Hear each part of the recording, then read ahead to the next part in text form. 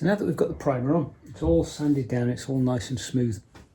It's time for another go at the top coat. And having learned from my mistakes, I've got this really cheap plastic and I've just hung it from the rafters to give sort of a little booth, and that should stop all the dust from ending up all over everything, because as I showed you before, it doesn't end up as paint on things, it ends up as dust on things. I really don't want to be breathing that in. So there we go, that should catch it.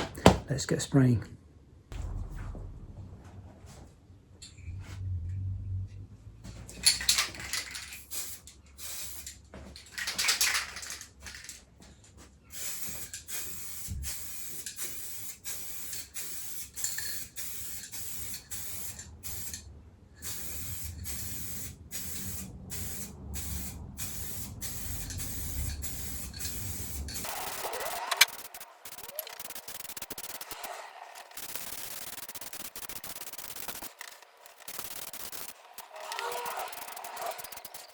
So there we are, much better finish this time. I can see much happier with that. That is much better than it was. The only problem is, I've just realised I forgot to put the tape on. I forgot to do the masking tape around the bindings. That's what comes from rushing it. So I thought, oh, I've got an hour before work, I'll just quickly spray it. And of course I forgot to put the bloody things on. So now what I'm going to have to do is to scrape off the bindings. I'm going to have to build a little thing with the scraper to hold it just the right size, and then I'm just going to have to scrape round and hope that there's no thin bits of binding where I miss it. That is a pain, isn't it? So I've now discovered, I've just had a little go, and I found just using a standard knife blade, it's easy enough to start scraping back. You can see there, scraping back the paint off this binding where I've made a mistake. I still can't believe I did it. What a fuckwit. Anyway, using that, and I found if you make a little thing like that with your fingernail, you can run it along at the right angle. You can run it along like that, and it keeps it at a constant angle. Because what I can do is I can just about see the line where the binding meets, so I can just scrape back along there, and hopefully I can keep doing that. So that's going to take me, what, about 100 years, and I'm going to scrape all the way around, and then I'll come back and I'll do the top as well. So there we go, I've started doing this, started with the top, so got the side still left to do, but it's starting to get there, so it's starting to look all right. So I'll just about get away with forgetting that, although it's taken me a long time. I'll do a small section so you can see the way it's working and what I'm doing. So I've got my thumb like that, and I can see the line that I'm going to, so I'm going just beyond it because I don't want to don't do it too much and miss. So then I can just take that, and then using my thumbnail I can just drag that back. You can see how it's starting to take that paint off, and I can sort of turn it in and out in order to take different parts. So I can concentrate on the outside first, and you can see it's nice and easy. It's taken that outer part, and then I can slowly bring it in towards where I need it to be.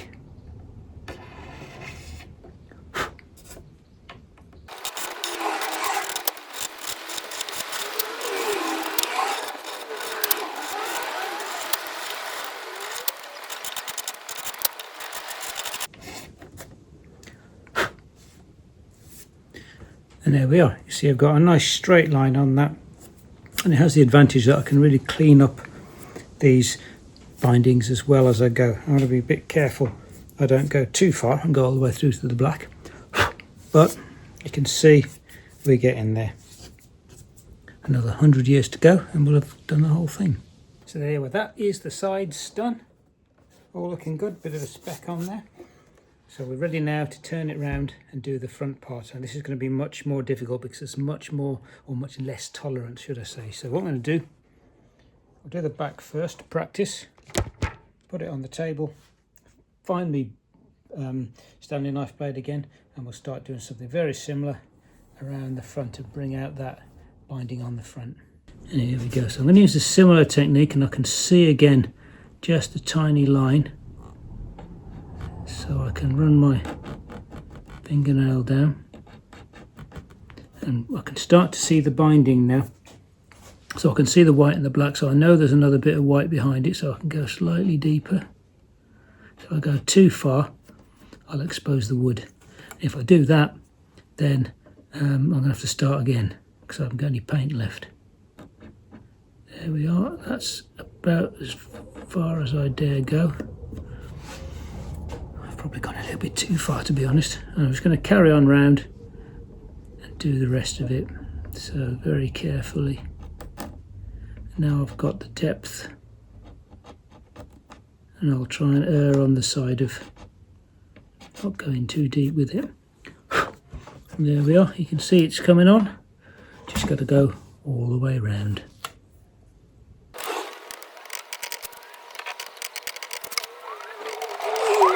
So there we are. There is the back done. Made a few mistakes, which is a bit of a pain, but not too many. And I've got a little bit of that paint left over. What I can do is squirt it into a cup and use a brush, maybe to touch up the one or two little bits where I've just scraped away too much. But there we are. Now to flip it over, do the rest. Now the front's obviously that much more critical. It's also thicker, so I'm going to try and take a lot more care over this. I've got the hang of it on the back, and I found out you just scrape a little bit and then slowly increase the gap here until you're taking it down to the white and no further, and it comes out reasonably well. And we should take it very, very slow. The difficult parts are these parts where it really curves, because it's hard to keep a constant distance on those. So I might start with those first, get it over with. Right, onwards.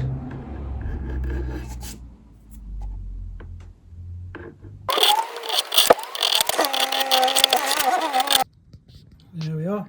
It's taken a while, but that is now pretty much done. It just needs a bit more cleaning up, bits and bobs, but that's pretty much it. So, ready for the next stage. So I've taken the tape off and everything so we can see what it's going to look like, and it's looking, I think I'm pretty pleased with it so far. There's a few more things to do before I put the clear coat on. The main one is, when I've taken the tape off, it's left a whole load of sticky residue on the neck, which is a real pain. Maybe I should have put some sanding sealer on it before I sealed it up. But it's done now, so what I'm going to have to do is try and take that off, because if I try and paint over it, it's just going to look a mess. So I think I might try just a touch of acetone on some cloth and see if I can just carefully wipe that away. Let's have a go. And I'll keep this absolutely well away from the paint, because it will just eat through the paint. Just got a tiny bit there. And let's find the sticky. And let's see if we can. I'm also keeping it away from the plastic, because it'll eat the plastic as well.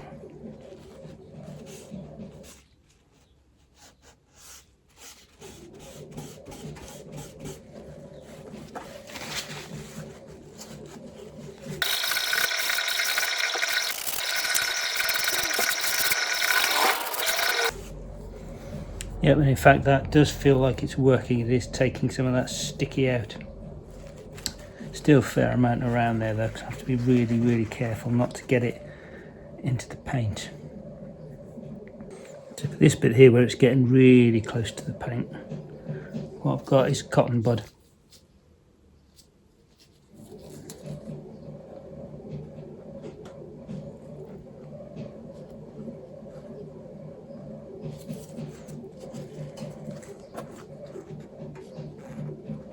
Well, that's the worst of it off.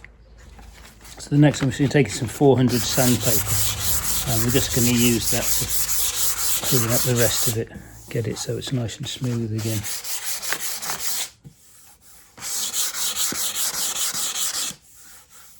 That's better. Annoyingly, it's much more around here where it's difficult to get to.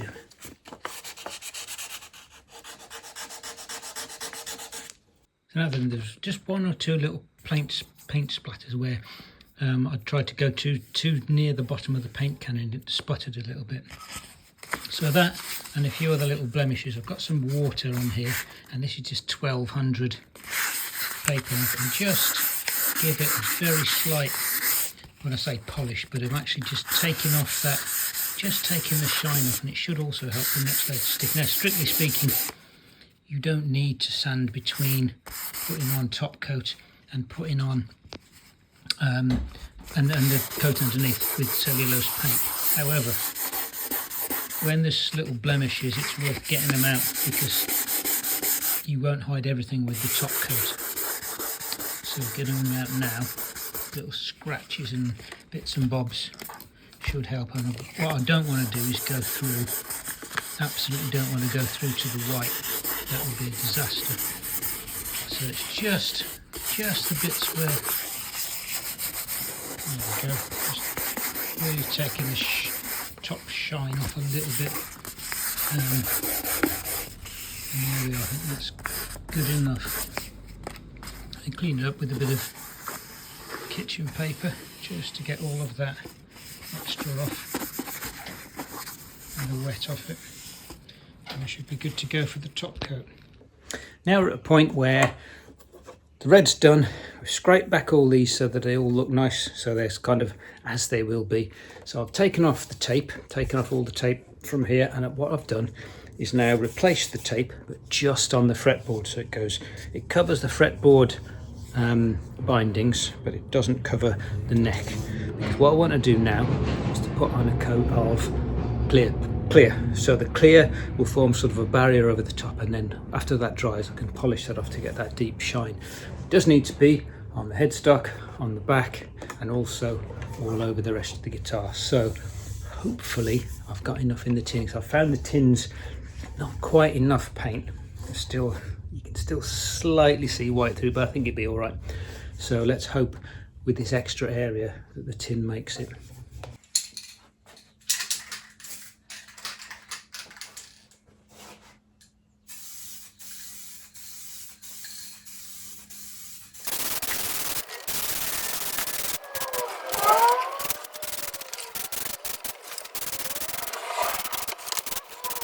So here we go, it's had its coat of clear coat. It's all ready there. Now the surface finish is not as it will be. The surface finish is just rough where the spraying has been, but that's okay, because what's going to happen next is that I'm going to polish it.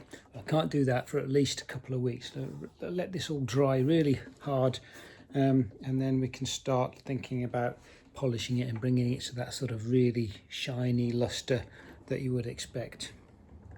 So there we are, the guitar is finally painted. It's taken a while, it's been a bit of an odyssey, but there we are. So it's finally looking like a Back to the Future guitar, which is obviously the aim. Okay, so I hope that was useful. I hope you liked it. If you did like it, please press like. If you want to see some more, hit subscribe. Maybe I'll see you next time.